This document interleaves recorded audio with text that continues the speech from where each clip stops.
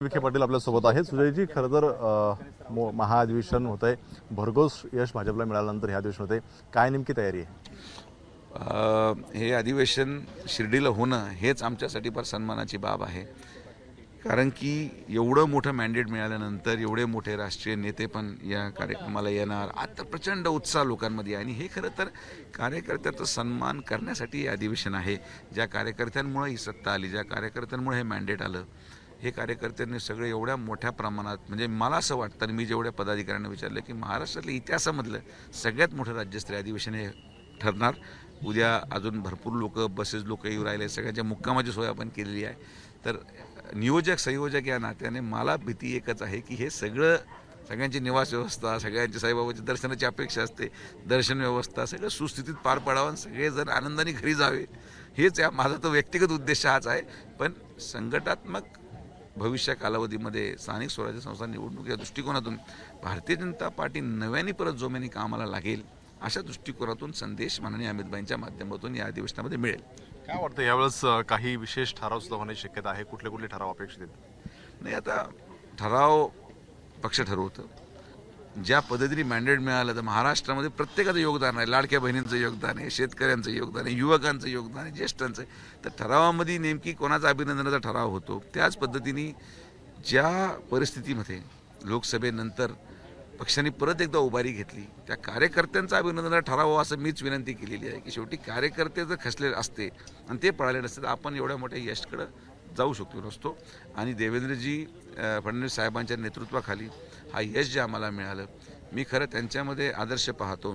म्हणजे एक त्यांच्यामध्येच माझा आदर्श पाहतो की एखादा माणूस वारंवार त्याला एक हिनवला जातो, त्रास दिला जातो, पण शांत चित्ताने राहून परत कमबॅक करणं हे माननीय देवेंद्रजींनी शिकवलं आणि ते शिकवून घेऊन आम्ही यापुढे काम करणार. पण खरं तर शिर्डी असं ठिकाण आहे की आता सगळ्याच पक्षांजवळपास इथं अधिवेशन होत आहे. तुमचं आता होतं, याच्या आधी काँग्रेसचं झालं, त्याच्या आधी राष्ट्रवादीचं झालं, काँग्रेसचं सुद्धा झालं होतं, मात्र काँग्रेसला मोठा धक्का इथं बसताना पाहायला मिळालं होतं. हे पहा, त्यांच्या अधिवेशनामध्ये एखादा हॉल बुक राहायचं. काँग्रेस राष्ट्रवादी अधिवेशन त्या भाई जगतापांच्या हॉलला झालं, तिथं काय आले गेले लोक कळालं सुद्धा नाही.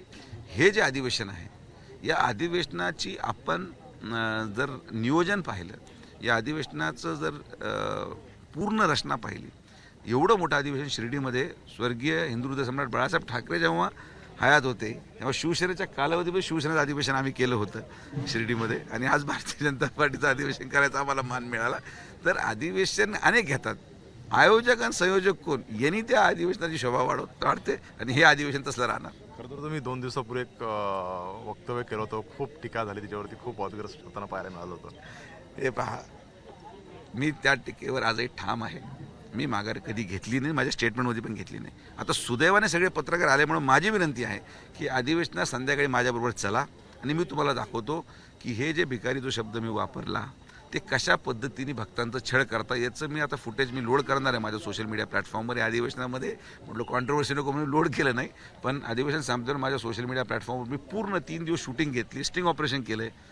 हे व्हाईटनर कसे वापरतात, कसं हेच लोक जेवायला सापडतात. माझा रोख हा पूर्णपणे गुन्हेगारी प्रवृत्तीच्या लोकांशी होता. महाराष्ट्रामध्ये माझ्याबद्दल लोक काय विचार करतात यापेक्षा मी ज्या मतावर, ज्यांच्या मतावर मोठा झालो आहे त्यांच्याप्रती माझी जबाबदारी आहे आणि त्यांच्या मनातलं मी बोललो. तुम्ही आज कोणत्याही शिर्डीच्या माणसाला विचारा की सुजय विखे जे बोलायचं तुम्हाला मान्य आहे का, ते होच म्हणणार, कोणी नाही म्हणणार नाही. कारण की आम्हाला हा त्रास सहन करावा लागतो. साई भक्तांबद्दल कुठलाही हिनवण्याचा माझा उद्देश नव्हता. आजही मी प्रसादालयामध्ये, तुम्ही आला तर जेवायला जा, 50 रुपये जे जेवण आहे फर्स्ट फ्लोअरला, तिथं एवढी मोठी लाईन आहे. म्हणजे पैसे देणारे लोक आहेत, लोकांना भावना असते की आम्ही प्रसाद घेताना आम्ही पैसे द्यावेत, अशी भावना असणारे प्रचंड साई भक्त येतात.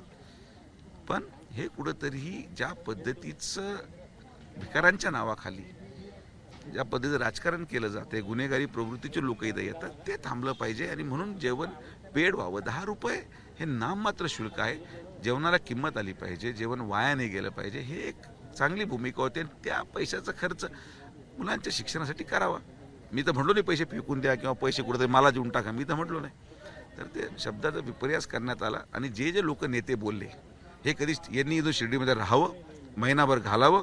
माझ्याबरोबर तुम्ही या, ज्या ज्या लोकांना आक्षेप आहे माझ्या स्टेटमेंटचा, मी ऑन साईट पुरावा देऊन दाखवू शकतो की माझं स्टेटमेंट कसं योग्य आहे, हे रेकॉर्डिंगच्या माध्यमातून मी दाखवून देईल. खरं तर संजय राऊतांनी आज जे वक्तव्य केलेलं आहे तर कुठेतरी महाविकास आघाडी जी आहे ती विसर्जित होते अशा प्रकारची चर्चा सुरू आहे. जवळीकता वाढू लागली का? अहो ते सगळ्यांना संपवणार आहेत. त्यांनी पहिलं शिवसेना संपवली, उद्धव साहेबांना संपवलं, महाविकास आघाडी पण त्यांनी संपवली, ही महायुती जी अगोदर होती युती म्हणून सरकार त्यांनी संपवलं. ते आता अजून काय काय संपवणार त्यालाच माहिती. त्यांना आवर घालाले तर काही शिल्लक राहणार नाही. तिकडं कोणीही जवळीकीचा विषय नाही आहे. ते काय बोलतात हे त्यांना दुसऱ्या दिवशी लक्षात राहत नाही. आणि त्याच्यापेक्षा महत्त्वाचा मुद्दा की कार्यकर्ते या नात्याने आता हे सर्वसामान्य जनता महायुतीमध्ये 3 पक्ष आपल्याकडे असल्यावर अजून त्याच्यामध्ये कोणी घेतलं जावं किंबहुना त्याला स्थान मिळावं या गोष्टीला स्थानिक पदाधिकारी कधीही मान्य करणार नाहीत. आता आपण संजय राऊतांना आवर घाला असा सल्ला जे आहे ते सुजय विखे देताना पाहायला मिळत आहेत. कॅमेरामन एकंदर गुप्ता सराजसोने एबीपी माझा शिर्डी. एबीपी माझा, उघडा डोळे बघा नीट.